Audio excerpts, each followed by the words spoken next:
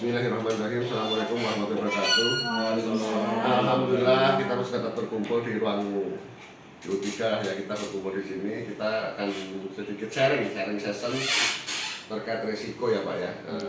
Oke Bu, Pak Oka, Pak Renda dan Bu Susi mungkin tidak sering dengar kata risiko ya.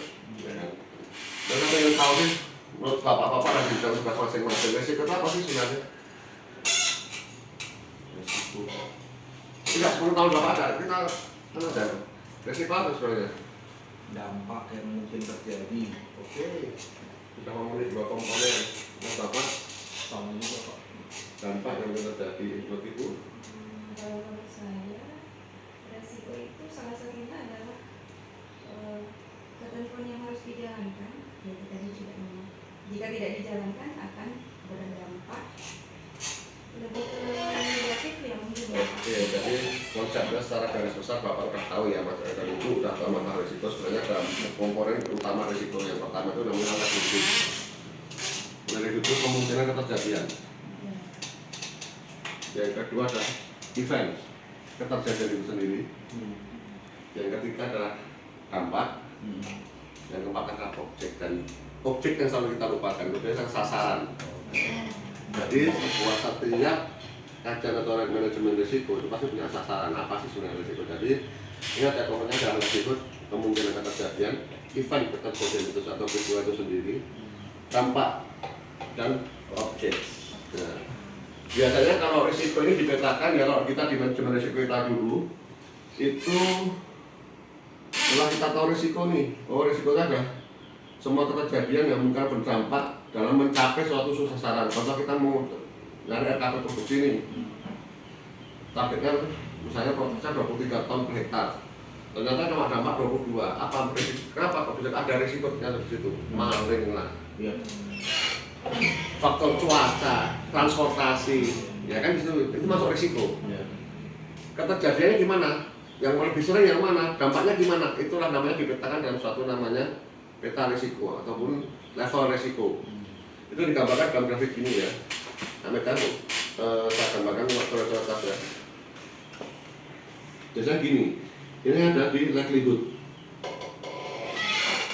Ya, ini nilainya dari skala 0 sampai 5, 1 sampai 5. Maaf ya. Di sini ada dampak impact.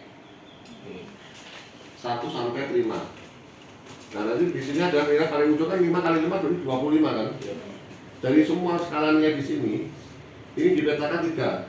Pertama adalah low, itu biasanya ke hijau warnanya, moderate adalah kuning,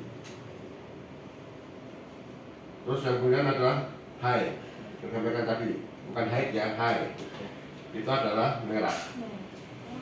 Jadi kalau menurut saya tanya lah, Pak Nanda, kalau saya cuma di area sini, itu kira-kira menurut Bapak high atau moderate atau low? Low. Di sini bisa moderate, bisa high. Kalau low nggak mungkin. Iya. Kemungkinan ya, kemudian di sini ada karena pemilihannya ini 1, 2, 3, 4, 5. Di sini ambil di sini kan berarti sekitar 2,5 dikalikan 5. Berarti sekitar 12 ini biasanya sudah mulai kuning ke merah. Kalau di sini Pak 1,5 low. Salah Pak. Ingat dampak. Dampaknya 5 itu besar, walaupun dia keterjadiannya kecil. Kalau dampaknya besar 5 yang pasti maksudnya high. Merah itu Pak. 5 bukan masuk ke dampak itu bukan Pak? Ya? 5 kan dampaknya di sini Bu. Ini kan likelihood keterjadian, peluang keterjadian peluang keterjadian. Peluang yang ini dapat. Nah, biasanya kalau di sini itu pasti merah. Kenapa? Dampaknya besar sekali. Ini katastrofik namanya. Meskipun dia cuma nilainya 5 dibandingkan yang 12,5 tadi di sini, lebih besar ini. Dampaknya besar karena walaupun keterjadiannya sangat kecil. Contoh di pabrik kebakaran, karena jarang terjadi begitu terbakar. M. Di tanaman hama, jarang terjadi, tapi begitu terjadi lewat produksi. Ya, di APK apa SDM umum dan personalia pencurian, ini likelihoodnya tinggi, dampaknya tinggi. Nah, biasanya kalau nggak di atas 20 ke atas ini. Iya. Jadi jelas ya masalah ini ya, dan masalah risiko. Jadi kenapa kok kita selalu belajar risiko? Itu salah satu target perusahaan ya. Sebenarnya perusahaan ini langkah awal semua kegiatan kita selain dari RKAP kita harus juga memetakan risiko. Kenapa? Risiko ini akan berdampak dalam capaian menuju RKAP kita. Baik dari segi operasional, finansial itu akan berdampak. Contoh di finansial, kita anggarkan harga CPO itu 10.000 misalnya, 12.000.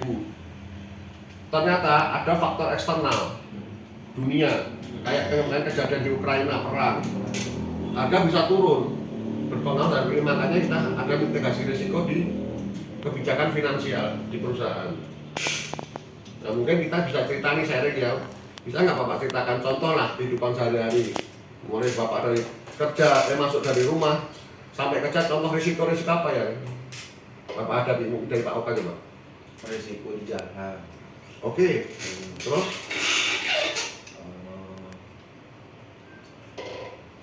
Sampai kerja, sampai Bapak melakukan kerja di kantor.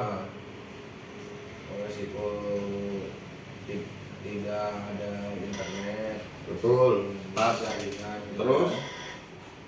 Risiko salah input. Pas. Human error. Yes. Oke. Apa lagi Pak ya? Keterlambatan pengiriman data. Pas. Bapak Nanda. Kejadian di jalan Pak, yang itu keterlambatan waktu masuk, mungkin Pak. Yuk, Bu Susi. Iklim. Oke. Cuaca. Cuaca sangat mempengaruhi. Oke. Itu unpredictable ya. Iya. Unpredictable, jadi tidak bisa diprediksi. Iya. Tapi bisa dimitigasi. Nah sekarang upaya-upaya Bapak Ibu apa untuk meminimalkan risiko?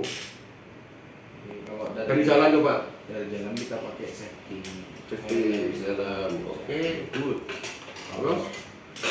Mungkin ya dari rumah Pak, mungkin udah jelas bangun lebih awal ya untuk mengejar keterlambatan tidak masuk. Khususnya untuk cuaca tadi gimana? Cuaca. Mempersiapkan apa yang bisa dipersiapkan? Seperti ini lah ya. Payung. Ibaratnya. Iya, mantel. Mantel. Oke, jadi semua kegiatan yang Ibu lakukan atau Bapak lakukan untuk meminimalkan risiko disebut mitigasi risiko. Nah, oke, sudah jelas ya. Jadi upaya pakai safety, pakai ini tadi pada mitigasi risiko. Itulah yang harus kita lakukan. Meminimalkan seminimal mungkin risiko. Kalau saya tanya lah sama Bapak Ibu, risiko bisa hilang nggak sih?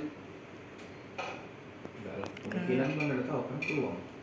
Risiko bisa nol nggak? Dikecilkan iya. Ada nggak? Bisa hilang nggak risiko? Menurut Bapak? Kalau menurut saya tidak. Bisa Pak. Risiko nol? Menurut Bapak? Tuh, Bisa Pak? nggak ada risiko yang nol ya? Iya, Karena ada. ingat tadi Pak, likelihood Iya. dia dari 0 ke 1 ini ada dari 0,0001 sudah masuk, sudah nggak nol lagi. Begitupun dampak, ada sedikit aja. Jadi secara manajemen atau secara teori dari risiko tidak bisa dihilangkan, cuma bisa diminimalkan. Diperkecil ya. Iya, oke. Jadi demikian ya, Bapak Ibu semua, mungkin sharing session hari ini kita titip bahwa risiko dimanapun kita bekerja tetap kita harus berupaya untuk memetakan risiko, memitigasi risiko dan mengevaluasi mitigasinya dan tindak lanjutnya dimanapun bidang kerja kita. Demikian dari saya, mungkin masih banyak yang kekurangan. Bila taufik wal hidayah. Assalamualaikum warahmatullahi wabarakatuh. Waalaikumsalam warahmatullahi wabarakatuh.